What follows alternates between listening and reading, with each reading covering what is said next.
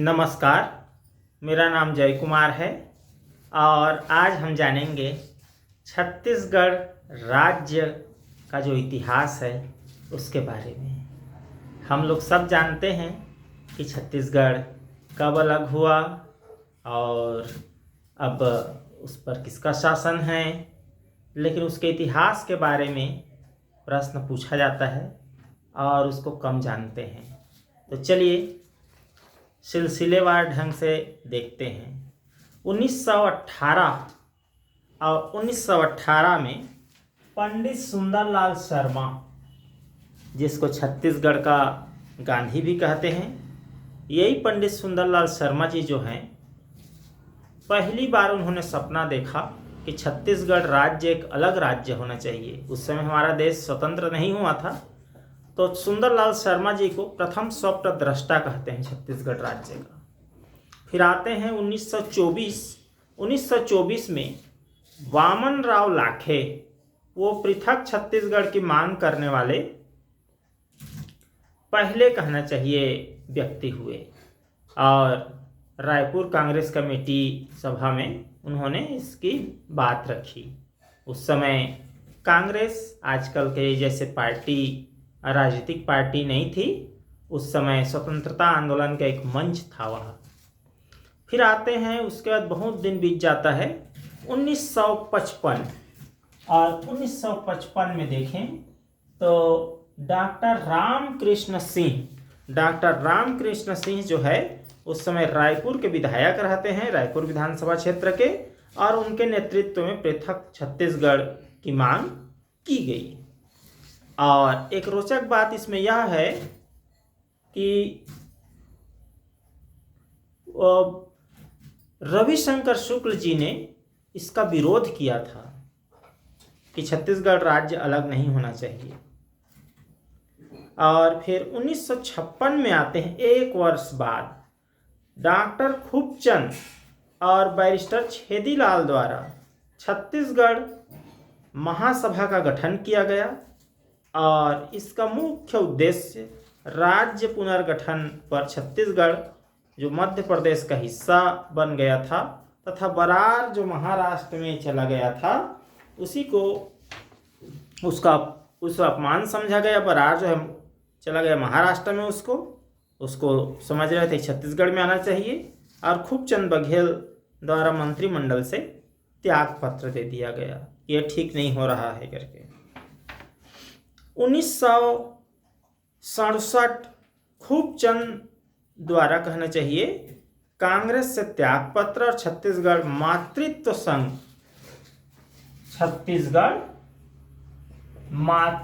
संघ की स्थापना इन्होंने की। एक तरह से नई पार्टी इन्होंने बनाई। और फिर 1971 में आते हैं द्वारिका प्रसाद मिश्र।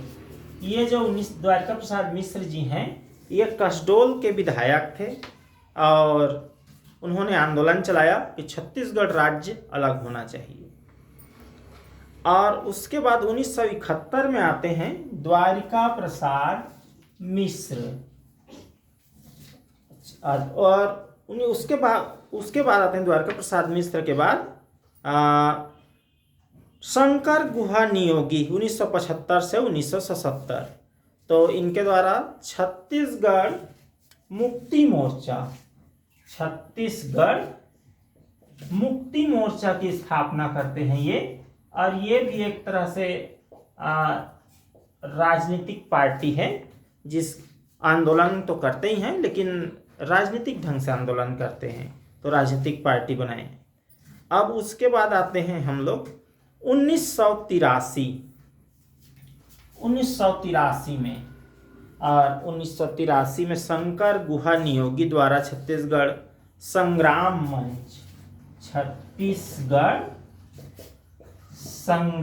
मंच की स्थापना किए।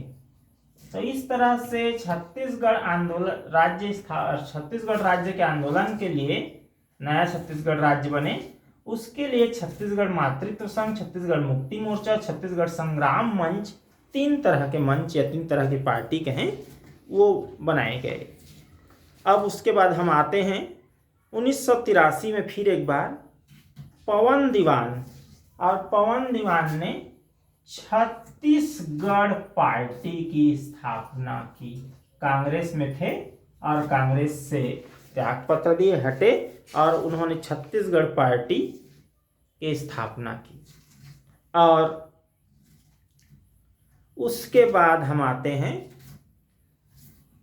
पवन दीवान की पार्टी के बारे में सुनिश्चित नहीं कह सकते किसमें थे, लेकिन वो छत्तीसगढ़ पार्टी बनाए। आगे हम बढ़ते हैं 1990 चंदूलाल चंद्राकर छत्तीसगढ़ राज्य निर्माण मंच बनाए। ये चार्ट के बाद छत्तीसगढ़ राज्य निर्माण मंच। हम लोग सोच रहे हैं कि ऐसे ही छत्तीसगढ़ राज्य बन गया, इतनी सारी पार्टियां बनानी पड़ी, इतने सारे आंदोलन करने पड़े, और 1993 में आ जाते हैं कांग्रेस के घोषणा पत्र में शामिल, किंतु कांग्रेस वालों ने छत्तीसगढ़ राज्य अलग नहीं बनाया, वो बस शामिल कर लिए अपने घोषणा पत्र में। 5 अक्टूबर 1993 को छत्तीसगढ़ को महाबंद का आह्वान किया गया और बंद किया गया। 1994 में रविंद्र चौबे साजा का विधायक, साजा विधानसभा क्षेत्र का विधायक द्वारा मध्य प्रदेश विधानसभा में, क्योंकि उस समय तो मध्य प्रदेश राज्य था, तो वहाँ विधानसभा में अशासकीय संकल्प सर्वसम्मत प्रस्तुत किया, जो सर्वसम्मति से पारित हो गया, लेकिन राज्य कुछ बना नहीं, पारित बस हो गया। अब आते हैं 1998, जो 1998 का साल है, यह निर्णायक साबित हुआ, क्योंकि माननीय अटल बिहारी वाजपेयी जी रायपुर के सप्रे भवन में आए थे, और उन्होंने एक वाक्य कहा कि आप मुझे 11 सांसद दो, मैं आपको छत्तीसगढ़ राज्य दूंगा।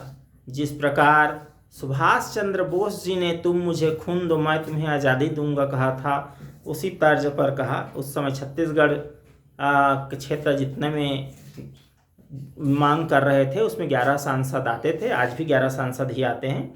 तो उन्होंने कहा आप मुझे 11 सांसद दो, मैं आपको छत्तीसगढ़ राज्य दूंगा, और शिवसेना ने इसका समर्थन किया।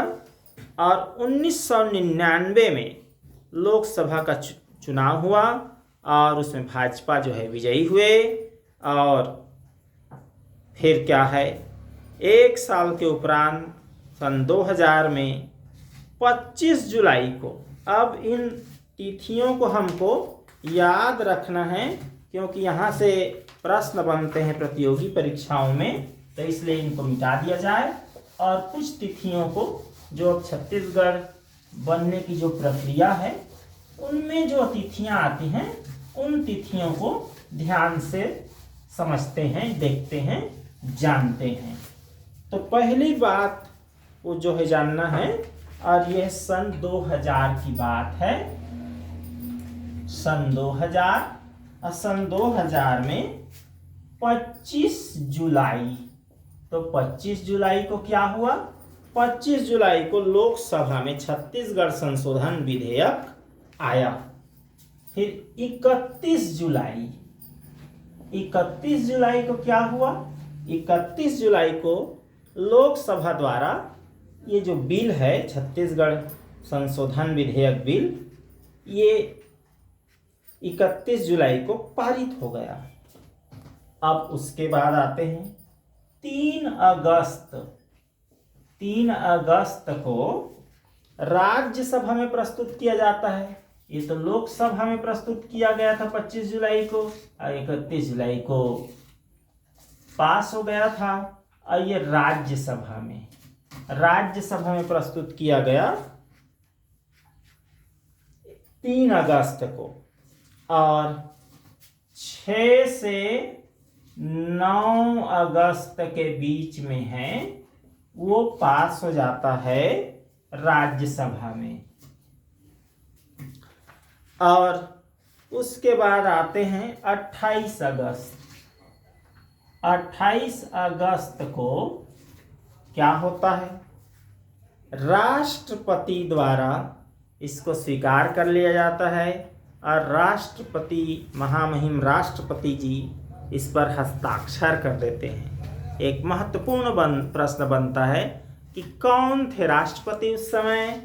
तो 28 अगस्त सन 2000 को KR नारायणन जी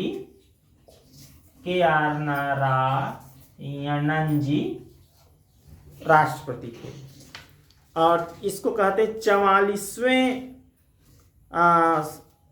जन्मदिन था मध्य प्रदेश का, क्योंकि मध्य प्रदेश भी 1 नवंबर को बना था, इसलिए 44वें जन्मदिन के अवसर पर 1 नवंबर, ये शून्य को मिटा दो नहीं तो दिक्कत हो सकती है समझने में। 1 नवंबर 2000 सन 2000 को छत्तीसगढ़ भारत का 26वां राज्य बना। कौन सा राज्य? 26वां राज्य बना, और जिसको हम आज छत्तीसगढ़ राज्य के नाम से जानते हैं। यह है छत्तीसगढ़ राज्य का इतिहास। और आज के लिए इतना ही। आप सबको बहुत बहुत धन्यवाद। वीडियो पसंद आया हो तो लाइक करें और चैनल को सब्सक्राइब अवश्य करें। किसी प्रकार के और वीडियो चाहिए तो कमेंट बॉक्स में अवश्य लिखें। धन्यवाद।